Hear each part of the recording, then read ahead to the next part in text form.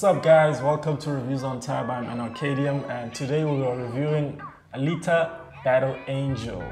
So Alita Battle Angel is a movie about a doctor who basically finds the head of almost like a cyborg human head that was still active and basically saves her life and gives it a body, and then not realizing that the person that she has saved is actually an ancient soldier from a different time where she used to fight in like a war, and she's like the sole survivor of these type of people. They are referred to as battle angels, I'm assuming. And basically the movie is about the story of Alita, and it's like a coming of age. It's like a strange coming of age because she's a cyborg with a human brain, so she has feelings. She even has a sense of taste, but her whole body is like cyborg, and she doesn't realize that she actually has amazing superpowers. She can actually fight very well. She has this ancient type of martial arts style that doesn't exist anymore. The reason I enjoyed this movie so much is basically because of Alita. Even though she's the hero, I enjoy how temperamental she is. Like, she's always ready to fight and she has no issue with killing people. And I guess that's based on her past DNA as a warrior. So these little elements of her being a warrior start to show, even though she is considered like a little girl growing up under her father's care, which is under the doctor's care. And she starts to kind of want to figure herself out, figure out her memories, where she comes from. And then she realizes that she's actually some sort of powerful force. And then she decides that she wants to embrace that and embrace her history as a warrior. And she basically affects a system in this world called Zolan. Zolan is like the heaven, and then okay, so the film is split into these two worlds. There's a world called Zolan, which is like people who live at the bottom, like the poorer people. They aspire to go there. They think that it's a better world to live in, but it's not really. So these battle games that they enter, and the champion of that battle game has a chance to go to Zolan to basically live a better life and just escape an element of poverty.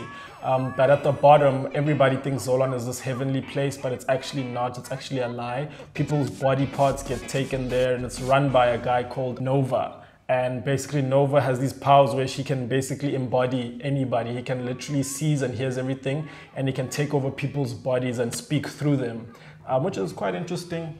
I mean, it's cool. So the movie stars Christoph Waltz as the Doctor. It stars Rosa Salazar as Alita, and apparently she's the girl in Bird Box who has sex with MGK, so what a great re-up on her part. It has Mahershala Ali, who plays a man called Vector. And by the way, Mahershala looks like Blade. I don't know who Vector is. I don't know what Vector looks like in the manga, but I know that Mahershala Ali looks like Blade in every single way. So they need to kind of make a Blade movie with Mahershala Ali. And speaking of Mahershala Ali, I didn't really like his character in the film because he's perceived to be this very powerful figure, but there's nothing in the film that he does that shows to us that this is why he is in this position, or this is why Vector is Vector. He has no Vector moment, but throughout the film he's seen as this guy that's not to be messed with, but he's always answering to Nova. So there's no moment where you like show him that respect, that, oh, this is why you are like this is why you are Vector, this is why you are a boss, and there's no boss moment for him. So it was a strange watching Mahershala be some sort of boss, but always being taken over by Nova and having no sense of power, you know, throughout the film. And that for me was kind of weird. But the movie is entertaining simply because of the fighting scenes and the story of Alita, and I just enjoyed Alita simply because she has no moral compass when it comes to the destruction of something that's in her way. She's very like, whatever's in my way, I will destroy it. And she has no issue with killing people or fighting back. She's very temperamental, and I enjoyed her personality when she came into herself as the true battle angel that she is. And that for me is what makes the movie very interesting. It's actually Alita who drives this film, and I enjoy her personality, because usually you'd expect her to be like forgiving and do the right thing, but she has this thing of, if you're bad, if you hurt me, I will hurt you back. I don't care who you are, I will fight back. And she embraces her style of fighting very quickly, and I just enjoyed her personality throughout the film. And that's the only reason I enjoyed Alita Battle Angel, because I never knew the film was an adaptation of a manga or an anime. But when I saw her act the way she is, she had these elements of the movie has these little elements of anime that anime arcs usually use. Like, anime lead characters are very temperamental, and I could see that. I was like, oh, this seems like an adaptation, and I'm going to find out that it actually is. The movie is directed by Robert Rodriguez. It was initially supposed to be directed by James Cameron, but he was too busy with Avatar 2, 3, and 4 at the same the same time.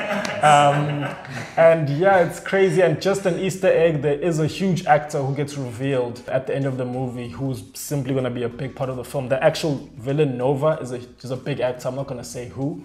It's actually a combination of two people. Yeah, you'll see what I mean. It's a combination of two people, but when they fully reveal who he is, he's actually a very big actor, and I'm assuming that he's gonna be in the sequel.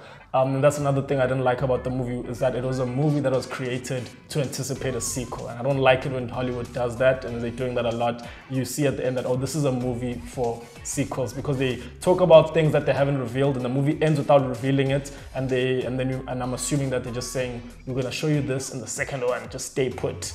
And I don't like that at all, actually. But besides that, Alita is a dope movie. I would suggest you guys to go watch it.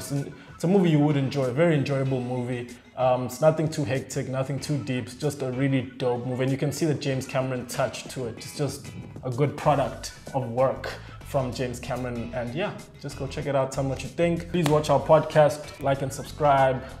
Thanks for watching. Peace. Nah, you did stop. Cut.